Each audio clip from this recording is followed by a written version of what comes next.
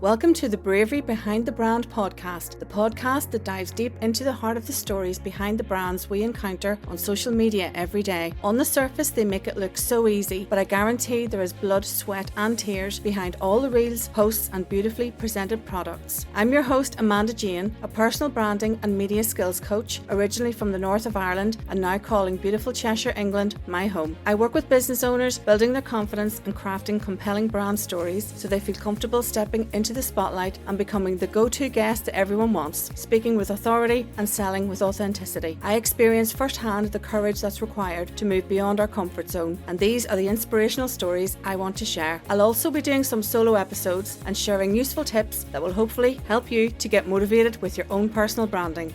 Because it's more than just a beautiful website and glossy photos for Instagram. You do actually have to talk to people. So let's get started.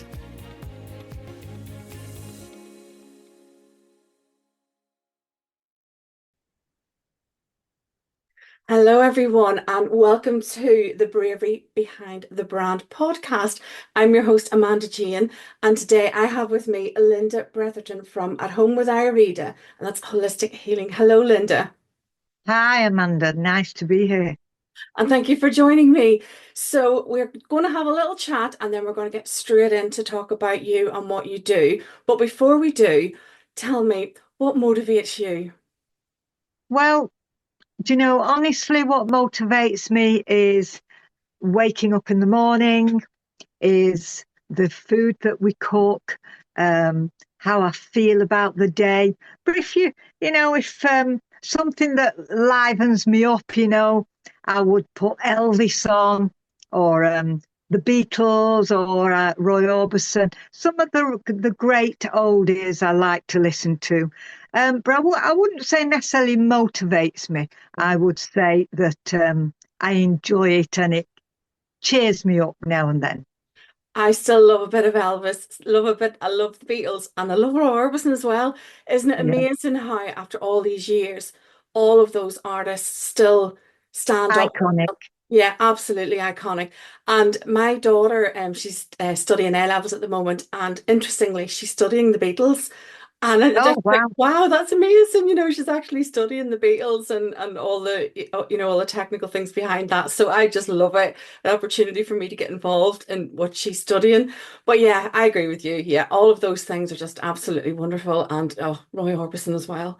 Anyway, moving swiftly on. So let's talk about you and your brand. So tell us about your business and who or what inspired you to start it.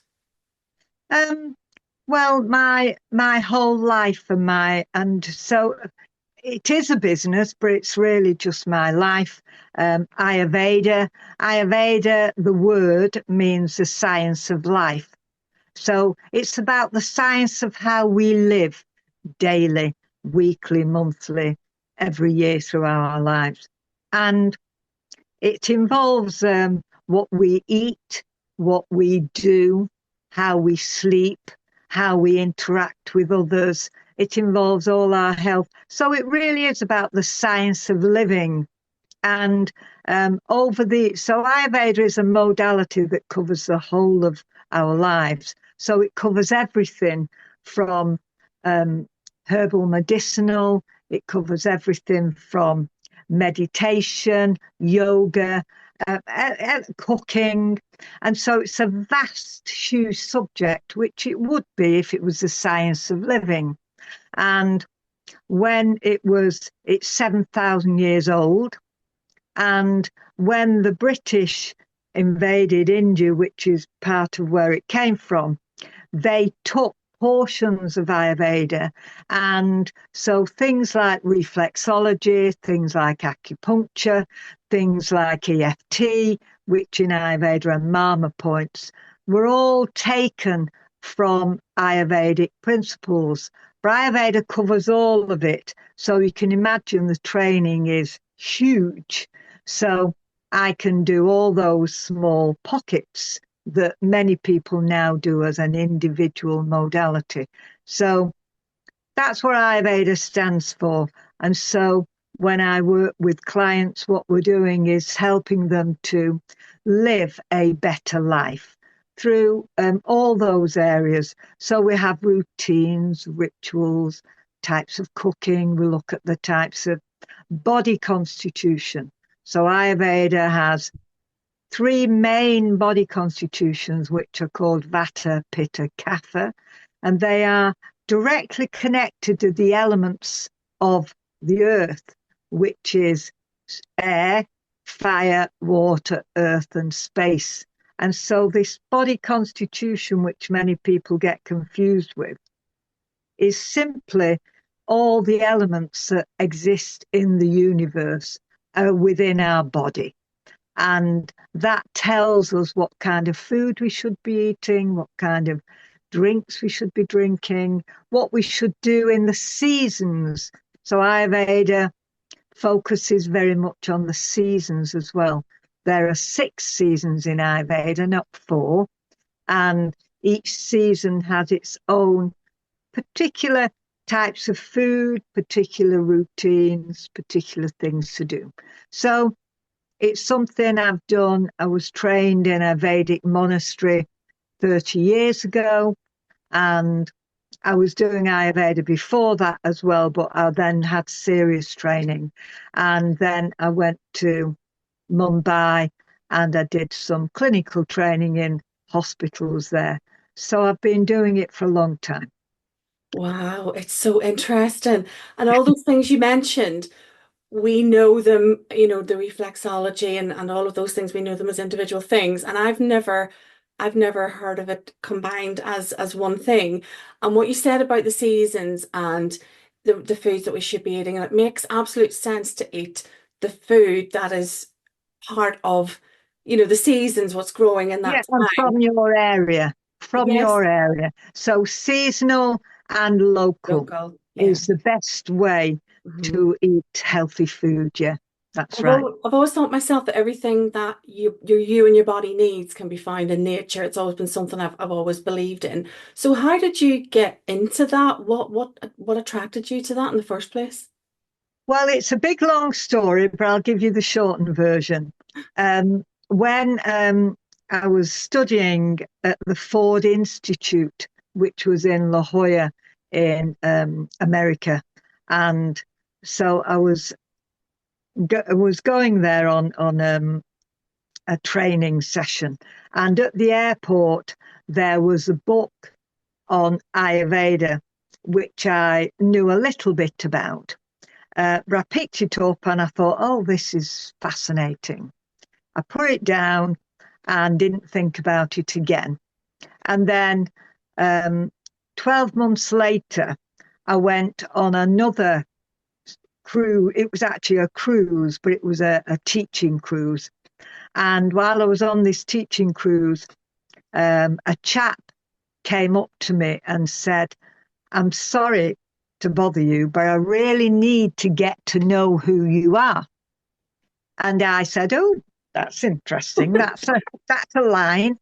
And he said, I'm with my wife, and I've been watching you come into the dining room. And I said to my wife, I don't know why, but I need to know that lady. And my wife said, go over and speak to her. So I joined them at their table. I was on my own on this cruise. So I joined them at this table and we were chatting and talking. And we became friends. And he said, I don't know why, but I just had this thing. I had to meet you. And I'd done loads of spiritual work prior to this. And anyway, at the end of the cruise, we swapped emails, but I gave him my works email, not my private email. I had an office in Manchester at the time. This is 30 years ago, even longer probably. And so I gave him my works email and came home. And when I got home, I was tidying up. I'd been away a couple of weeks and I found this Ayurveda book again that I'd picked up a while before. And I picked it up and I thought, this is really interesting. I really want to do it. I really want to do it. So I'm looking at the back of the book and it said it was a monastery this teaching was at a monastery in North Carolina, in the Pisgah Mountains in North Carolina, in a monastery at the foot of the mountains. And they didn't have a phone or an email. You had to write in. And it said that the courses started in, I can't remember now whether it was November and then spring. And it was October when I was looking at this book. And I thought, oh God, be great to go in November. I don't want to wait till next year. And as I was sat at my desk, my phone rang, and my business partner at the time, who was in the office in Manchester, said, do you remember that chap that you met on the cruise and you gave him the office email? And I said, yes. I don't want to, I have no time to talk to you. I'm trying to find this monastery. I've got to write to it. And my partner said, where's the monastery? And I said, in America. And he said, oh, okay. Where in America? He said, what do you want me to do about Dave, the guy on the cruise? What do you want me to? And I said, I'll answer it when I come in the office next week. And he said, where is this place in America? And I said, North Carolina. And he went, where in North Carolina? And I said, I've just got, and I went and looking at the book, Asheville. And he said, Linda, that's where Dave lives. It's on the bottom of his email. Wow. So on the bottom of Dave's email, it had Asheville, North Carolina. Wow, that's so unbelievable. I rang him up there and then, and he said that monastery is round the corner from where we live in the mountains. Wow, that's unbelievable. So we went to the monastery. It's only female monks. And one of the monks said, we've had a cancellation for November. Get your lady here. So I was in the monastery a month later in North Carolina. So the stars aligned absolutely perfectly for you. Oh, don't you just love it when that happens? And so it was amazing, yeah. And there was lots and lots of incredibly synchronistic things happened after that at the monastery and that kind of thing. But that was amazing because we became very good friends, and they then managed me. They became my managers in America, and I went all over America giving talks and seminars and things like that. What an incredible story. And I always find myself saying I don't believe in coincidences, because you just said synchronicity, and I think that's the key word. That's incredible. I'm just sat hanging on your every word. Oh, and wow, that is unbelievable. Just utterly amazing, these occurrences that lead you to, to your higher path and the things that you're absolutely supposed to be doing. So with all of that incredible story, then what was your biggest challenge and how did you overcome it? I think, well, I've had several big challenges, but if you're talking about that particular time in my life, it was probably the challenge to find my own inner guru rather than, and I say this to students now. So this weekend when I had my Ayurveda, I call them short retreats, because they come for the day, stay overnight, and then they leave at lunchtime the next day. So it's a short time. We pack in loads of stuff. But two of the people on the retreat were saying how much they looked up to me and put me on a pedestal.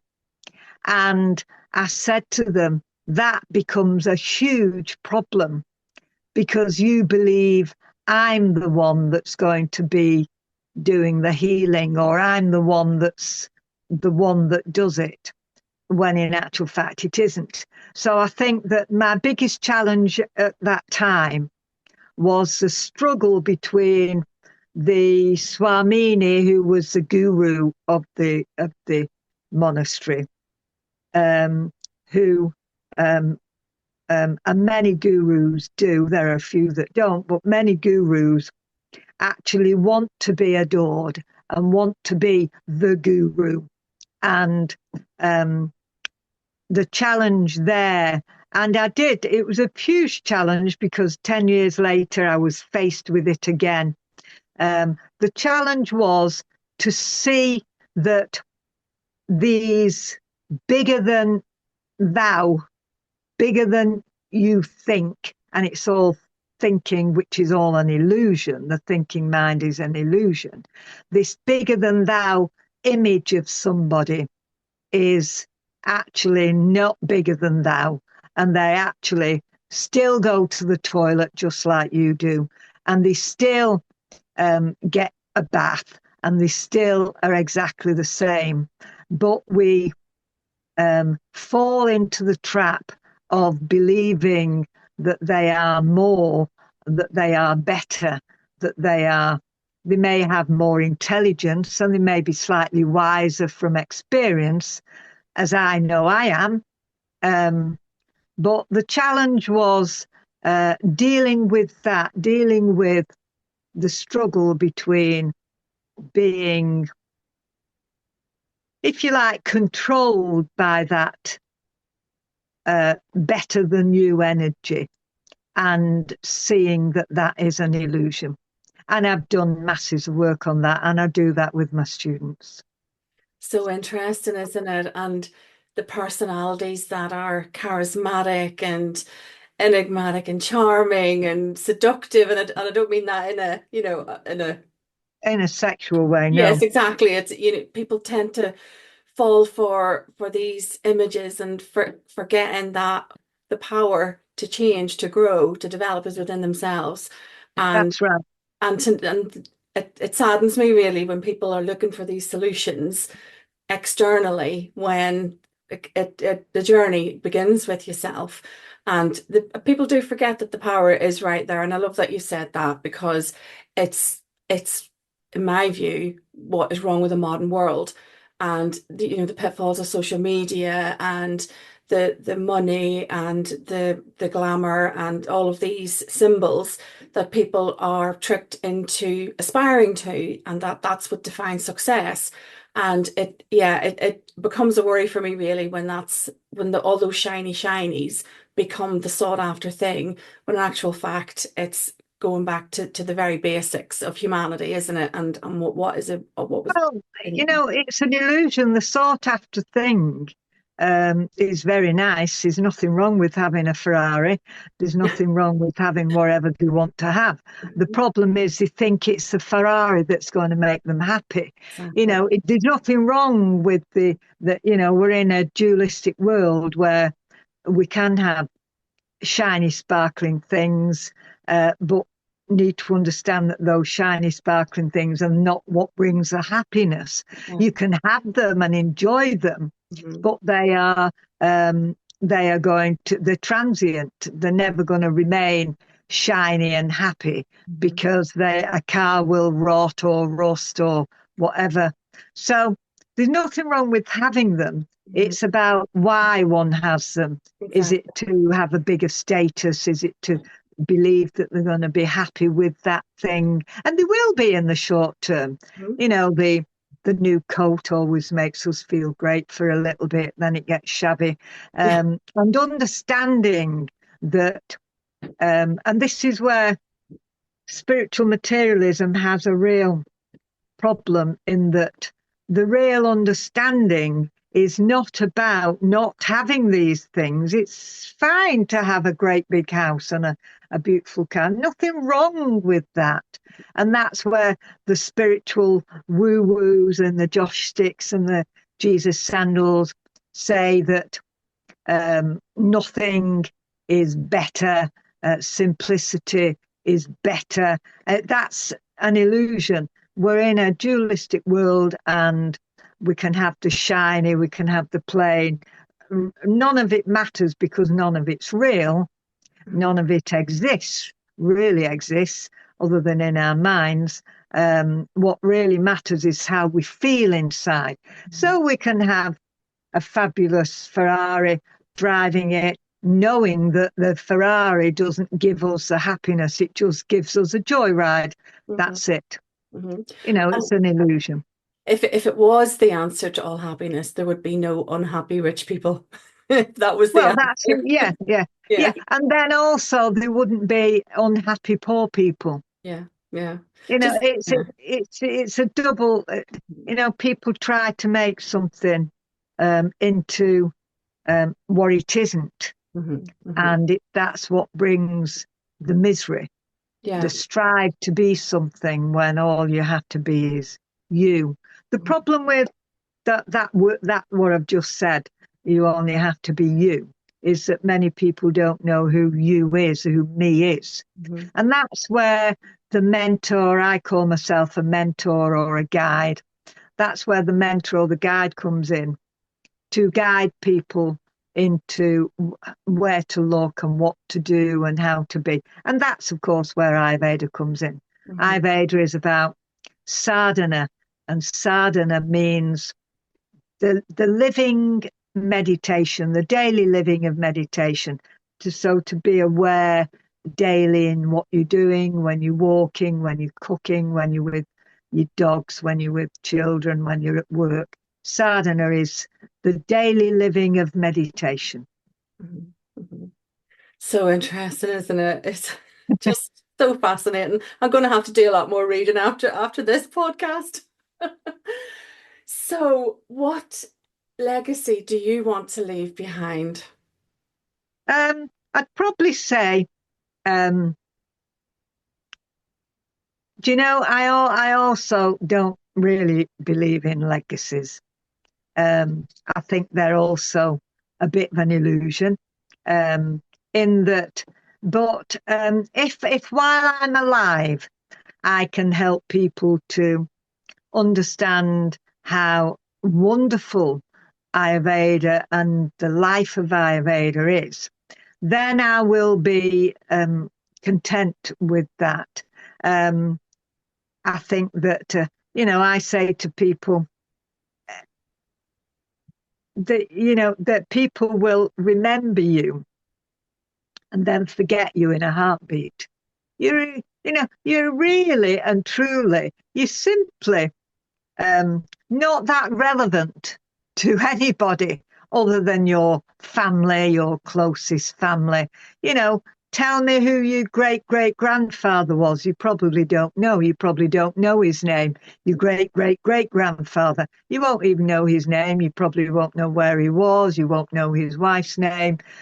You might know your grandfather and your grandmother, but then there it ends.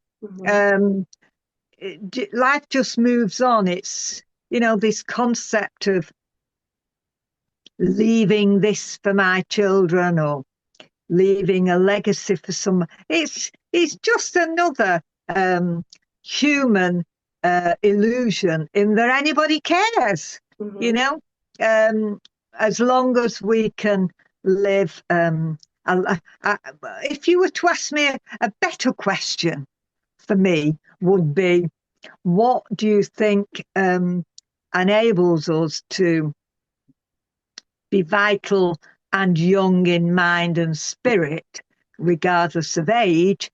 I'm 73. I opened a restaurant 2 years ago. I was 71. I'm opening a brand new centre in Chester. It'll be open in December. Whether we'll have people going there yet, I don't know, but it'll certainly be open in the new year. So I think the answer to that is having a really varied purpose. So I don't mean a purpose where you are completely dedicated to it, overriding everything else. I think variety, being inspired, believing that when you get to 65, it's not retirement and the end of the world, believing that there's another 20, 30 years minimum. It's another lifetime that you could do things. So I think it's about a variety of purpose and so often people, I mean, I suspect I would have to say that I've been, uh, I wouldn't say lucky because I don't believe in luck either, but I've been fortunate in that I've always been kind of entrepreneurial. So I've had some jobs, but then you get people that have had jobs all their lives and then they retire. And now what? They Yeah. talk about retirement and then retirement happens. And now what? They can go on a couple of holidays, they can sit around for a bit, and then they get older and bored. Now what?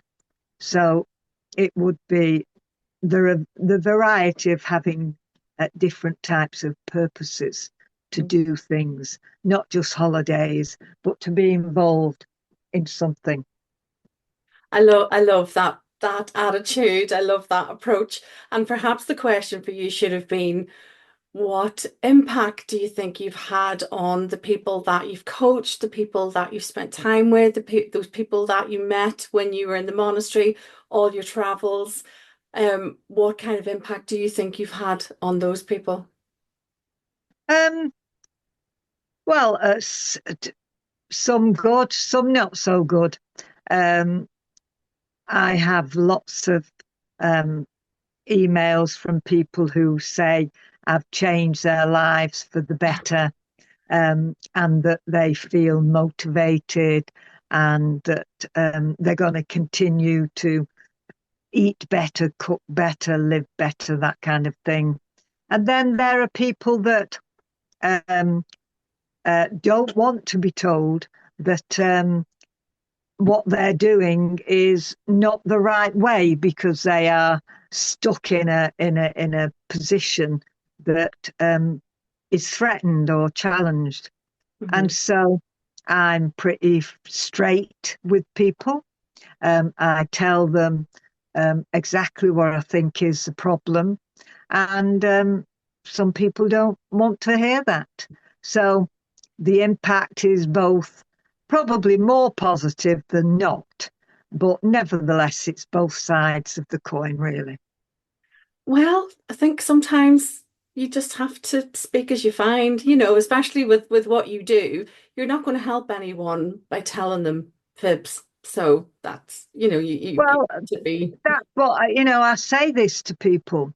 You can go anywhere. You can go to your friends, you can go to your family, who will all pat you on the shoulder and say, "Oh, we're sorry, and we support you and we want to help you, and let's do something lovely. Let's go out and have a nice cake, or let's go out and do something." And all that's very, very nice, but it actually doesn't make the shift or the change that is actually needed when people are stuck, Yeah. when people are in an environment that is self-sabotaging, holding them back, not being able to move on. So, and they can't move on with actually, well, they could have many years of talking therapy, and that might work, and sometimes it does. I'm actually a qualified psychotherapist anyway, so I know that kind of modality of working, but it takes years and years and years, and sometimes it does, and sometimes it doesn't. It often makes the client feel better because you've got somebody to talk to. But if somebody is looking to change their life or something radical in their lives, what they need is challenges, and what they need is to be pushed. What they need is be to chip, break something open so that something new can come through.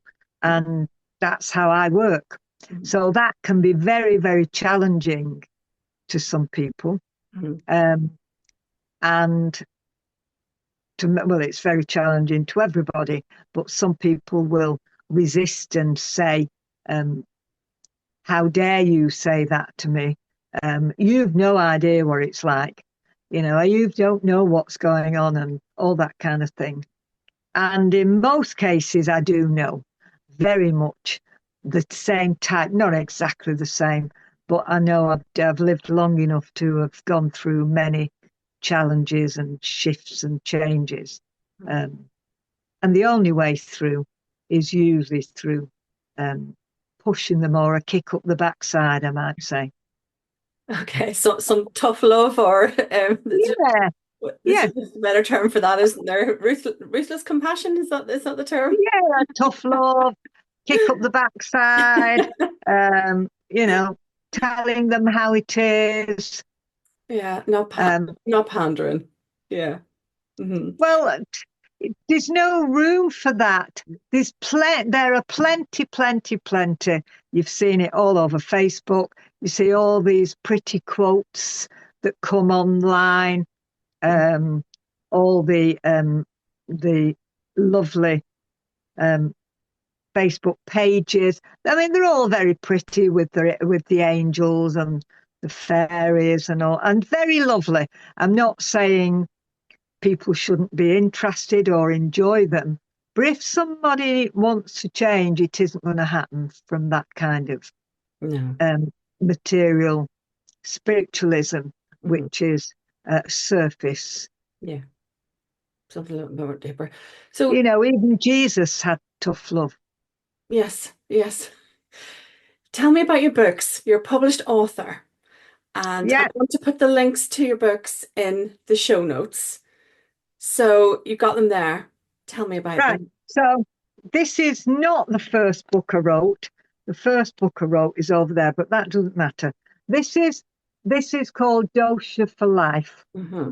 And this is so when I came back from training from the monastery and talked about Ayurveda, people would go out and buy books on Ayurveda, and they were very confused because it appears to be complicated, but it isn't. So I wrote this book, which is a contemporary look at Ayurveda.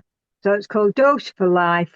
It takes you through three people that are experiencing difficulties who start to work with Ayurveda, and it tells them how to get through their difficulties. So it's um, a much more Western view for people to understand it. And is that So on that's Amazon if I put the link in so there? this Yeah. this is Dosha for Life. Yeah, it's on Amazon, or um, they can get it directly from me. They Yeah. can message me, and I often send it out to people. Yeah. Have you Um, got a website? yeah, so the website is www.lindabretherton.com. Okay, I will put that on the show Yeah. notes. And you had another book as well? Then the latest book, which only came out 4 weeks ago, Oh wow. Literally hot is off the press. is at Home With Ayurveda cookbook. Oh, fantastic. So this is about how to cook great food, Oh. healthy food, Ayurveda food. But the thing with this particular, both the books have got questionnaires in them Mhm. to help you to understand what your body constitution is. And so does this one. So this book, the cookery book, has the questionnaires. It tells you about Ayurveda, tells you what Ayurveda is. And so this is me, and this is Sandra. And Sandra did the photographs for the book, and Fantastic. it's a tasting. But I actually wrote the book Oh and wow. did all the recipes. So Amazing. Oh, so so that's a new. This has been out about 4 weeks. oh, congratulations. It looks absolutely stunning. It Um, is lovely. It is really nice, and it's a healthy book. So if people want to know how to start to cook and eat healthy foods, this will help them to do that. The very simple, one of the other things you will, I don't know whether you're vegetarian, but I've been vegetarian ever since I went to the monastery. mhm. Um, but when you go into restaurants, I did a post this week on link on Instagram and on Facebook, which started something like vegetarian food isn't boring. It's the chefs that don't know how to cook it that are boring. Mm-hmm.